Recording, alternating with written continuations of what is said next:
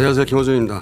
지난 수요일 스위스 제네바에서 UN 기구와 우리 정부가 글로벌 허브 협력 의향서에 서명했습니다.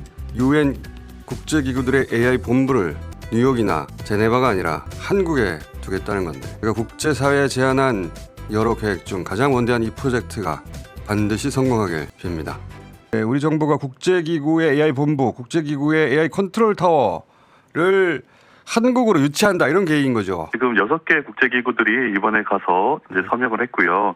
국제노동기구나 그 세계보건기구, 국제이주기구, 그리고 세계생명계획, 유행개발계획 같은 굉장히 주요한 유엔기구들이 참여를 했습니다. 이 연합체들이 사실 굉장히 제네바나 뉴욕에서는 이 센세이션한 분위기를 만들어버렸어요. 한국으로서는 굉장히 주도권을 줄 수 있는 AI 분야에 계기되지 않았나 싶습니다.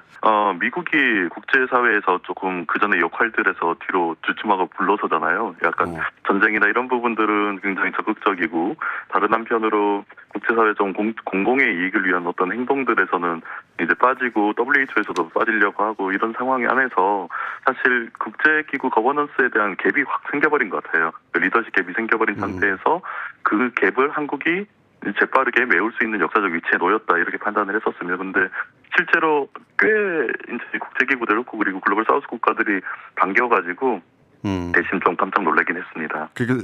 너무 반겼죠. 그리고 지금 말이 이렇게 6개 기구가 이제 이번에 협약하고 이니셔티브를 구성했잖아요. 네. 이게 굉장히 드문 일이에요. 유엔 안에서 각 기구들끼리도 굉장히 경쟁도 심하고 같이 잘 뭔가를 하지 않거든요. 그런데 저희가 뭐 두세 가지 점에서 국제사회가 깜짝 놀란 것 같은데, 하나는 6개 기구가 이제 함께 의지를 모았다. 이게 굉장히 드문 일이고요. 그 의지를 드문고 새로운 글로벌 아젠다를 만든 국가가 한국이다라는 것도 굉장히 놀란 것 같아요. 이제 그런 것들은 유럽이나 미국 같은 나라의 전유물처럼 느껴졌는데, 새로운 질서들을 만드는 거는.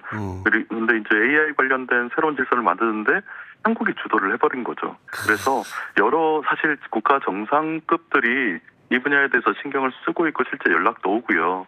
그리고 유엔 사무총장은 여기 긴급 회의까지 열렸다고 들었어요. 그래요? 만드는 것 때문에.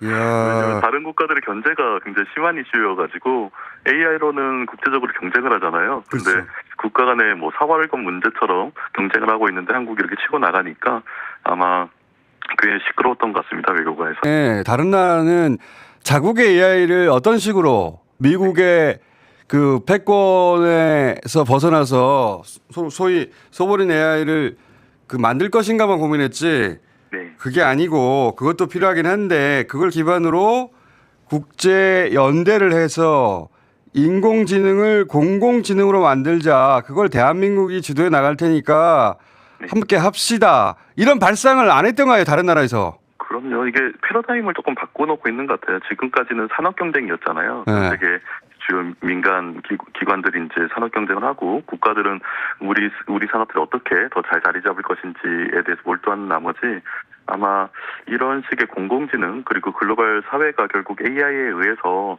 크게 전환될 거라는 이제 그 패러다임 못 가졌던 것 같아요. 근데 그거를 한국에서 주도적으로 AI 기본 사회라는 이제 주도적인 컨셉 아래서 이렇게 만들어 놓으니까 아마 꽤 이제 놀란 것 같고요. 국제기구들은 사실은 이제 전 인류의 공공 이익을 위해서 만들어진 곳이잖아요. 비록 경쟁은 하지만.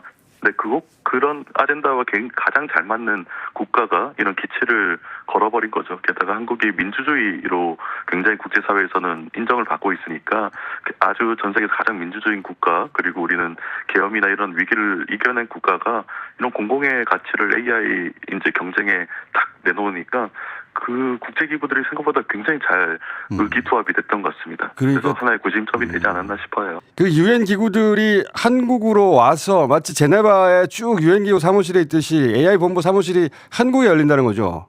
그렇죠. 굳이 이게 예를 학교로 든다면 하버드랑 MIT나 옥스퍼드에 있는 AI 과가 한국 캠퍼스로 오는 거랑 비슷합니다. 그래서 한국의 그런 세계 주도적인 기구들 혹은 대학들이 AI과를 한국에 만드는 거랑 비슷해서 다른 국가들 깜짝 놀랄 수밖에 없죠. 특히 스위스 같은 나라들은 긴장을 할 거예요. 스위스에 있는 뭔가 이 핵심 이제 센터들이 그쪽으로 나간 거라고 생각을 하니까 염려가 되겠죠. 전 세계는 한국을 굉장히 주목하고 있습니다. 한국의 민주주의 그리고 위기를 극복하는 회복 탄력성과 그리고 우리의 문화적 영향력 그리고 AI를 비롯한 과학기술력은 세계에서 국제 질서가 급변하고 있을 때 굉장한 주목을 받고 있는 걸 이번에 새삼 느꼈습니다. 왜냐하면 세계는 이제 기후위기나 AI가 전 세계 문명사적인 전환들을 만들어낼 거고 일종의 갈림길에 놓여져 있는 것 같습니다. 그 갈림길은 한쪽으로는 뭐 전쟁의 위험들, AI를 전쟁에 이용하고 아니면 산업, 이게 돈벌이의 어떤 수단으로만 민간에서 이용하게 되는 것과 다른 한쪽은 AI를 공공지능으로서 이제 전 세계 보편적인 복지와 삶의 기본적인 삶을 개선시킬 수 있는 중요한 기로에 서 있는 것 같습니다. 대한민국 정부는 글로벌 AI 기본사회라는 원칙과 이제 명제를 가지고 글로벌 AI 기본사회 정신들을 얘기를 했습니다. 이는 결국 AI 기술들을 이제 단순한 어떤 경쟁이나 아니면 그 전쟁에 활용하는 것을 넘어서 우리의 보편적인 삶을 만드는 것을 의미합니다. 이런 부분들이 국제사회에서 굉장한 주목을 받고 있습니다. 그래서 이번에 6개 주요 국제기구, WHO와 국제노동기구를 비롯한 가장 주요한 유엔 국제기구들이 대한민국 정부와 뜻을 함께 했습니다. 이는 국제사회에서 사실 유례가 별로 없는 일입니다. 국제기구들도 지금 재정난에 의해서 굉장히 경쟁들을 하고 있고 같이 뭔가를 하고 있지 않은데 6개 기구들이 모여서 대한민국 정부와 손을 잡고 AI의 새로운 시대를 출범하겠다는 의지를 표명한 것은 국제사회에서 굉장히 센세이션한 일로 받아들여지고 있고 다른 한편으로는 여러 국가들의 견제를 심하게 만들어 놓고 있습니다. 이에 대해서 저는 이제 대한민국이 아직까지 없었던 일종의 제네바나 뉴욕에만 유엔 캠퍼스가 있지 않습니까? 그런데 AI 등 미래의제에 대해서는 대한민국이 이제 그 국제사회의 중심이 될 수 있는 여지가 있고 그 시작이 이번에 만들어지는 글로벌 AI 헙 그리고 일종의 유엔의 공동 캠퍼스가 한국에 들어서게 됨을 의미하는 것 같습니다. 아직 갈 길이 많습니다. 굉장히 견제를 받고 있어서 여기에 민주당과 이제 정부, 이게 청와대가 같이 굉장히 많은 협력을 해서 만들어낼 것을 필요할 것 같습니다.